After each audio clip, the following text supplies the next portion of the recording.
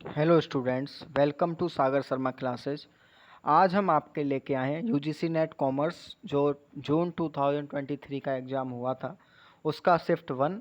और ये पार्ट 3 है। इससे पहले पार्ट 1 और पार्ट 2 जिसमें कॉमर्स के 30 क्वेश्चंस करके हमने टोटल 60 क्वेश्चंस कंप्लीट कर लिए हैं। ये पार्ट 3 है, इसमें आपके 30 क्वेश्चंस और कराए जाएंगे तो आपका पूरा कॉमर्स का पेपर हो जाएगा। 90 क्वेश्चंस हो जाएंगे। जो 10 क्वेश्चंस हैं वो आपके पैसेज के रह जाएंगे, वो हमने इसमें कवर नहीं किए हैं। तो चलिए स्टार्ट करते हैं। फर्स्ट क्वेश्चन है the sales step in which a sales person learns as much as possible about a prospecting customer before making a sales call is known as. तो वो स्टेप होती है आपकी प्री अप्रोच। जब भी कोई सेल्समैन सेलिंग प्रोसेस को अपनाता है तो उसमें क्या क्या स्टेप्स होते हैं आपको पता होने चाहिए। सबसे पहले वो अपने प्रोस्पेक्टिंग एंड क्वालिफाइंग कस्टमर को आइडेंटिफाई करेगा, फिर उनको प्री अप्रोच करता है। इस स्टेज में ही वो सबसे ज़्यादा जानता है अपने कस्टमर के बारे में। फिर अप्रोच करेगा, फिर प्रेजेंटेशन करता है, फिर ऑब्जेक्शंस को ओवरकम करता है, लास्ट में सेल को क्लोज कर देता है, फिर फॉलो अप करता है। तो ये आपके कुछ स्टेप्स होते हैं सेलिंग प्रोसेस कंप्राइजेज में। तो इसका जो आंसर है वो है आपका ऑप्शन नंबर 3, प्री अप्रोच। क्योंकि ये वो सेल्स स्टेप है जिसमें ज़्यादा से ज़्यादा सेल्स पर्सन अपने प्रोस्पेक्टिव कस्टमर के बारे में जानता है। Question number 62, the problem definition process involves following steps, arrange them in a logical sequence. तो सबसे पहले इसमें जो ऑप्शन है वो आपका आइडेंटिफाई की प्रॉब्लम करोगे आप। उसके बाद right managerial decisions, statement and research objective. तो ई और सी जहाँ पर पहले आ रहा है ऑप्शन नंबर 4, ये आपका राइट आंसर होने वाला है। बाकी के ऑप्शंस भी देख लीजिए। उसके बाद आप determine the unit of analysis, उसके बाद डिटरमाइन द रेलिवेंट वेरिएबल्स, और सबसे लास्ट में राइट रिसर्च क्वेश्चंस और रिसर्च हाइपोथेसिस। तो ये आपका प्रॉब्लम डेफिनेशन प्रोसेस होता है, ये आपको पता होना चाहिए। Question number 63, which of the following are the characteristics of euro currency market. तो यूरो करेंसी मार्केट की कौन कौन सी कैरेक्टरिस्टिक्स हैं। पहला ऑप्शन है the euro currency market does not have geographical limits. बिल्कुल ठीक है। Euro currency market all over the world आपका फैला हुआ है, इसकी कोई भी जियोग्राफिकल लिमिट्स नहीं है। Euro currency market is unregulated, ऐसा नहीं है, ये आपका रेगुलेटेड होता है, तो बी ऑप्शन नहीं आएगा इसमें। Euro currency markets does not have deposit insurance, बिल्कुल सही है, यहाँ डिपॉजिट इंश्योरेंस नहीं होता है। There are no restrictions on the maximum interest payable और चार्जेबल, ऐसा नहीं है, यहाँ रेस्ट्रिक्शन होती है, तो डी ऑप्शन गलत है। ई ऑप्शन कह रहा है the euro currency market does not attract CRR and SLR restrictions, ये भी बिल्कुल ठीक है। तो जहाँ राइट आपके जो करेक्ट स्टेटमेंट्स हैं, एक आपका ए है, आपका सी है और ई है, ये हमें देखने को मिल रहा है ऑप्शन नंबर 3 में। तो ऑप्शन नंबर 3 यहाँ पर राइट आंसर होने वाला है, ई सी ए ओनली। बाकी आप देख लीजिए क्या क्या फीचर्स होते हैं यूरो करेंसी मार्केट्स के। There is no formal restrictions on entry, transactions are large, geographical spread is very wide, market is not subject to the regulatory measures of local authority, market is dominated by interbank operations, participants include multinational and central bank, euro banks do not have hold reserve against deposits। तो ये कुछ features होते हैं और ये questions आप easily solve कर सकते थे। Question number 64, in totalitarianism called authoritarianism individual freedom is subordinated to the power of authority of a group और state, which of the following is not a type of totalism. ये नया concept है, तो आपको बताना है कौन सा इसमें से टोटलिज्म का आपका टाइप नहीं है। तो आपका थियोक्रेटिक भी होता है, राइट विंग भी होता है, ट्राइबल भी होता है, लेकिन कंजर्वेटिव कोई भी आपका टोटलिज्म का टाइप नहीं होता है। तो राइट आंसर यहाँ पे ऑप्शन नंबर 4 हो जाएगा आपका, conservative. 65, which are the RBI domestic accredited credit rating agency. ये आपको बताना है कि आरबीआई ने कौन कौन सी इंडिया में आपकी क्रेडिट रेटिंग एजेंसी को नोटिफाई कर रखा है। तो आपकी एक एक्वाइट है, ये एक्वाइट नहीं है, मैं आपको बता देता हूँ कौन कौन सी हैं, जिसको हम एक्वाइट बोलते हैं, acuite ratings and research limited, credit analysis and research limited. मतलब ये 6 क्रेडिट एजेंसी हैं जो आरबीआई ने नोटिफाई कर रखी हैं।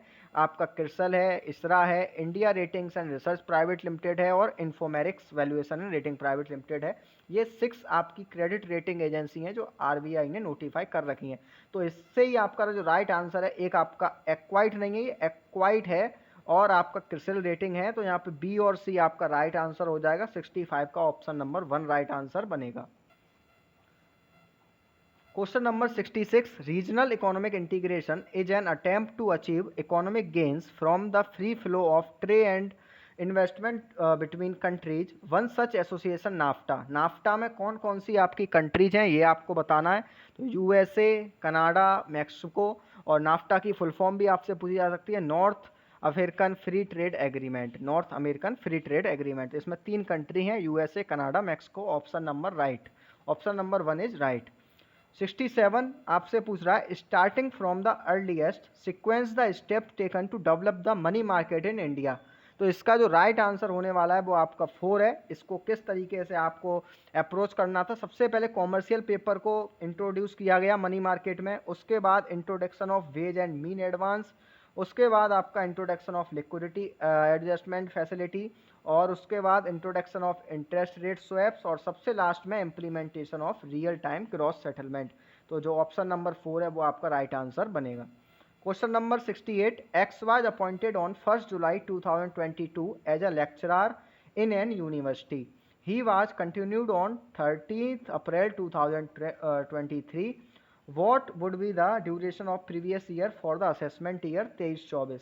तो वो 1 जुलाई 2022 को अपॉइंट हुए हैं, तो 1 जुलाई 2022 से 31 मार्च 2023 है वो आपका प्रीवियस ईयर होगा असेसमेंट ईयर 23-24 के लिए। काफ़ी सिंपल क्वेश्चन था, प्रीवियस ईयर और असेसमेंट ईयर का कंसेप्ट आपको क्लियर होना चाहिए। Question number 69, in which of the following segmentation criteria the predictability of consumer choice behaviour is the highest. तो जो आपका बिहेवियरल आपका मार्केट सेगमेंटेशन है वहाँ पर कंज्यूमर चॉइस बिहेवियर सबसे ज़्यादा होता है। इसको आप इस डायग्राम से समझ सकते हो कि जहाँ पर कंज्यूमर चॉइस बिहेवियर है वो आपका सबसे ज़्यादा होता है किसमें, आपका जहाँ पर अभी हमने बताया कि जो बिहेवियरल अप्रोच है वहाँ पर कंज्यूमर का जो चॉइस बिहेवियर है वो हाईएस्ट होता है। और यही आपका क्वेश्चन में कह रहा है कि जो बिहेवियर के केस में जो कंज्यूमर का प्रेडिक्टेबिलिटी है सबसे ज़्यादा होती है, उससे कम साइकोलॉजिकल में, फिर आपका जियो डेमोग्राफिक्स में, सबसे कम डेमोग्राफिक्स में होती है।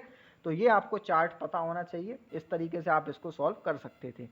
क्वेश्चन नंबर 70, ये काफ़ी सिंपल क्वेश्चन है। अकाउंटिंग के बेसिक कंसेप्ट दिए हुए हैं, उनका पर्पज आपको बताना है। तो राइट आंसर आपका 4 होने वाला है। किस तरीके से आप मैच करोगे, going concern concept and inappropriate assumption for firm under going bankruptcy, और आपका बी का फर्स्ट हो जाएगा consistency, the same accounting method used by a firm from one period to another, बिल्कुल ठीक है। कॉस्ट कंसेप्ट आपका कह रहा है normal basis for use to account for asset, हाँ आपको पता है एसेट्स को आप कॉस्ट पर दिखाते हैं। और मटेरियलिटी प्रिंसिपल आपका कहता है relate to the relative size और इंपोर्टेंस ऑफ एन आइटम और इवेंट। तो ऑप्शन नंबर 4 यहाँ पर राइट आंसर हो जाएगा आपका। Question number 71, the assumptions of purchasing power parity theory includes. आपको परचेजिंग पावर पैरिटी थ्योरी के एजम्पशंस बताने हैं। तो no cost for converting one currency to another, हाँ बिल्कुल ठीक है। परचेजिंग पावर पैरिटी थ्योरी यह मानती है कि आपको अपनी करेंसी को कन्वर्ट करने के लिए कोई कॉस्ट देने की ज़रूरत नहीं है।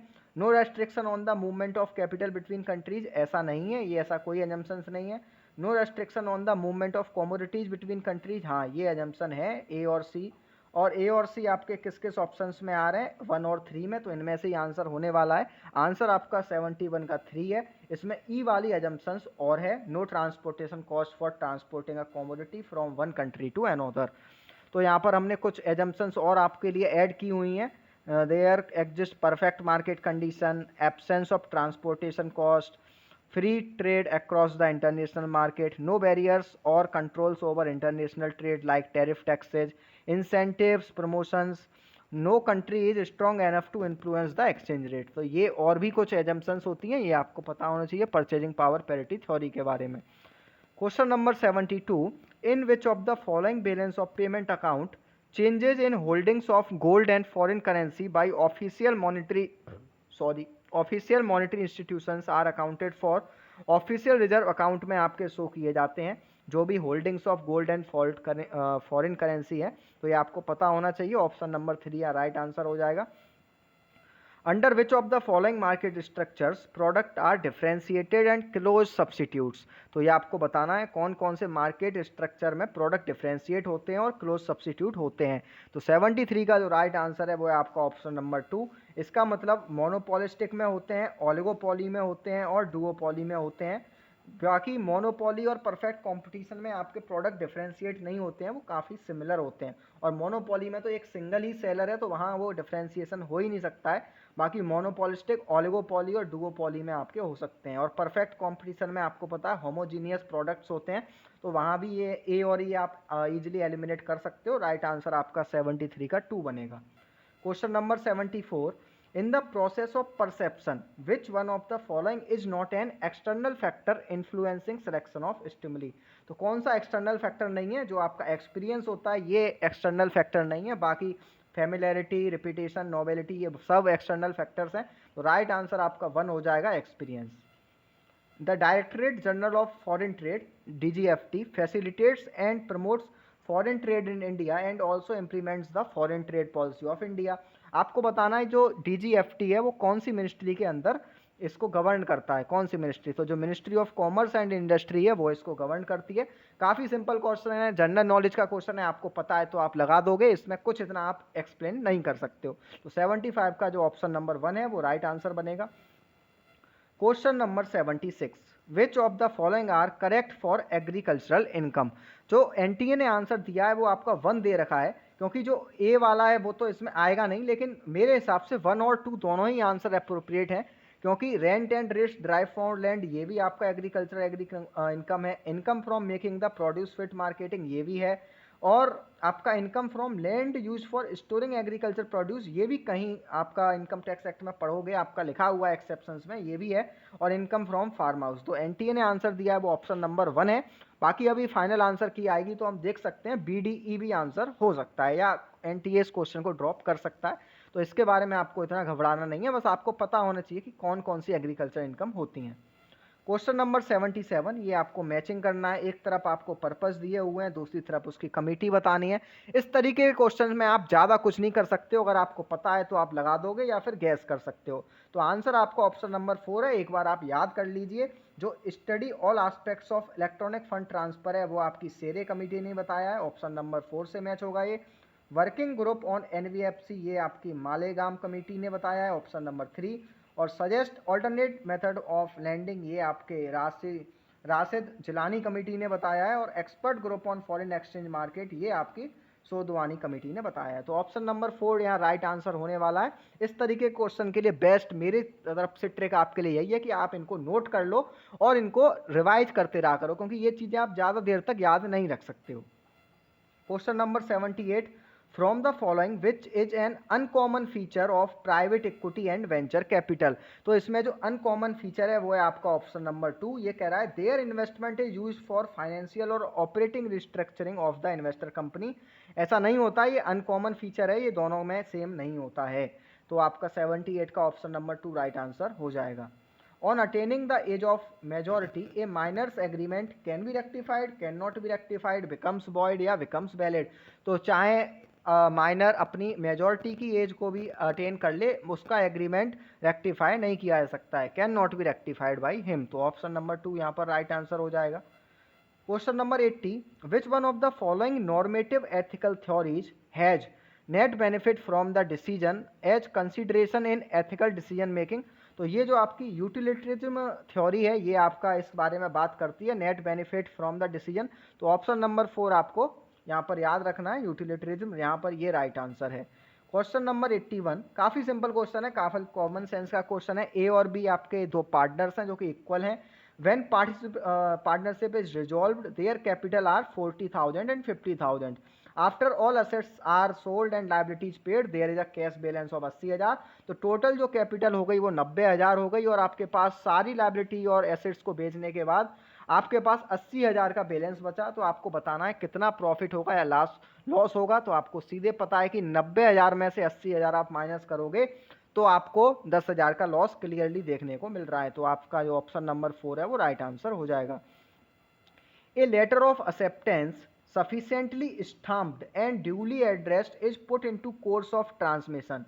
There is a काफ़ी सिंपल क्वेश्चन है, जब आपका कोई भी लेटर ऑफ एक्सेप्टेंस है वो सफिशिएंटली स्टाम्प्ड भी है, ड्यूली एड्रेस्ड भी है, तो वहाँ पर वो वैलिड कॉन्ट्रैक्ट का ही एग्जाम्पल है। ऑप्शन नंबर 4 यहाँ पर राइट हो जाएगा। In case of 2 variables, the estimated regression equation is y equals to 60 plus 5x. Total sum of squares आपको दिया हुआ है, sum of square due to error भी दिया हुआ है। एस्टिमेटेड रिग्रेशन लाइन जो है ये आपकी गुड फिट का एग्जांपल है। ये किस तरीके से गुड फिट है, इसका जो सॉल्यूशन है वो हम आपको बता सकते हैं। टेलीग्राम हमारा ग्रुप आप ज्वाइन कीजिए, वहाँ इसका डिटेल्ड सॉल्यूशन आपको प्रोवाइड कराया जाएगा। अभी के लिए जो आंसर है वो है इसका regression line based on this information is a good fit. Question number 84, as suggested by Collins. ये बिल्कुल नया आपसे कॉन्सेप्ट पूछा गया है। एनटीए हर बार 4 या 5 नए कॉन्सेप्ट जरूर पूछता है। आपको बताना है arrange the following leadership levels in the sequentially higher order. Higher order में आपको अरेंज करना है, तो आपका ऑप्शन नंबर 2 राइट होने वाला है। किस तरीके से? The leader is a highly capable individual सबसे पहले, उसके बाद leader is a contributing team member, उसके बाद leader is a competent manager, उसके बाद leader is an effective leader, और सबसे लास्ट में लीडर इज एन एग्जीक्यूटिव। तो ये हायर ऑर्डर का आपको इस तरीके से सिक्वेंस अरेंज करना था। ऑप्शन नंबर 2 यहाँ पर राइट हो जाएगा। ये कॉलिंस के आपका लीडरशिप लेवल्स हैं, ये आपको याद रखना है। Question number 85, the steps to be followed by a firm while strategizing to go international are as follows. जब कोई कंपनी अपना इंटरनेशनल लेवल पर जाना चाहती है, अपने बिजनेस को एक्सपेंड करना चाहती है, तो वो क्या क्या स्टेप फॉलो करेगी? सबसे पहले वो deciding whether to go global, कि उसे ग्लोबल जाना भी है या नहीं। उसके बाद deciding which market to enter, तो सी बी यहाँ पर आपका ऑप्शन नंबर 3 में दिख रहा है, यही आंसर होने वाला है। उसके बाद डिसाइडिंग व्हेन टू एंटर, उसके बाद डिसाइडिंग हाउ टू एंटर, और लास्ट में choose a mode of entry. तो ऑप्शन नंबर 3 काफी सिंपल क्वेश्चन है, कॉमन सेंस का क्वेश्चन था। ऑप्शन नंबर 3 यहाँ पर राइट आंसर हो जाएगा। 86 कह रहा है empirical studies indicate that long run average cost curves. इसमें काफी स्टूडेंट को डाउट था कि आप अगर इकोनॉमिक्स में पढ़ेंगे किताब में तो लॉन्ग रन एवरेज कॉस्ट आपका यू शेप्ड होता है, लेकिन यहाँ पर एनटीए ने खेल खेल दिया कि उन्होंने इंपीरिकल स्टडीज से पूछ लिया। ये एक रिसर्च पेपर में आपका लाइन लिखा हुआ है, इंपीरिकल इंडस्ट्री बोलती है कि जो long run average cost curve है वो एल शेप्ड होता है। तो इस क्वेश्चन को जिसने भी चैलेंज किया है एनटीए उसके पैसे खा गया है, और एनटीए तो वैसे ही पैसे खा गया क्योंकि वो नॉन रिफंडिंग फी ले रहा है आजकल, और जिसने चैलेंज किया है उसको इसके मार्क्स भी नहीं मिलने वाले हैं। राइट आंसर एल शेप्ड ही रहेगा, क्योंकि ये रिसर्च पेपर में क्लियरली लिखा हुआ है, इंपीरिकल स्टडी ने सजेस्ट किया है कि long run average cost curve है वो एल शेप्ड होता है। क्वेश्चन नंबर 87, यहाँ पर आपको रिटेल स्टोर फॉर्मेट दिया है और उसका प्रोडक्ट असॉर्टमेंट दिया है। ये भी काफ़ी नया क्वेश्चन है। इस तरीके के डिटेल्ड क्वेश्चन एनटीए ज़्यादा पूछता नहीं है, लेकिन कभी कभी वो पूछ लेता है। तो इसका जो राइट आंसर है वो आपका ऑप्शन नंबर 4 है। जो डिस्काउंट है वो ब्रॉड एंड सेलो होता है, और स्पेशलिटी आपका वेरी नैरो एंड डीप, और कैटेगरी किलर आपका नैरो एंड वेरी डीप, और सुपर मार्केट आपका ब्रॉड भी होता है और डीप भी होता है। तो राइट आंसर इसका ऑप्शन नंबर 4 होने वाला है। Question number 88, which of the following describe an intervention currency. ये भी आपका नया कंसेप्ट पूछा गया, इंटरवेंशन करेंसी।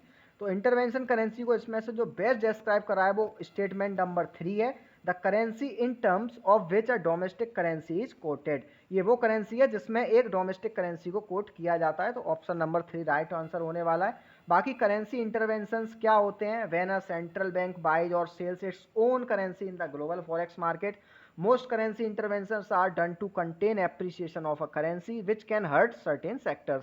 तो ये करेंसी इंटरवेंशंस के बारे में हमने कुछ आपके लिए नोट किया है, आप इसको पढ़ लीजिए, भविष्य में भी एनटीए इस तरीके के क्वेश्चन पूछ सकता है।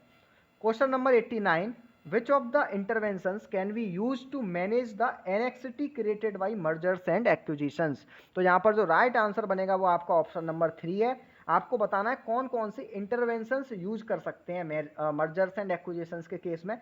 तो हम स्पीड अप कर सकते हैं इंटीग्रेशन प्रोसेस को, employ counselling and stress management training कर सकते हैं, और social support from spouse, friend, supervisor and coworker से भी हम देख सकते हैं। तो ये आपके 89 का ऑप्शन नंबर 3 यहाँ राइट आंसर दिया है एनटीए ने।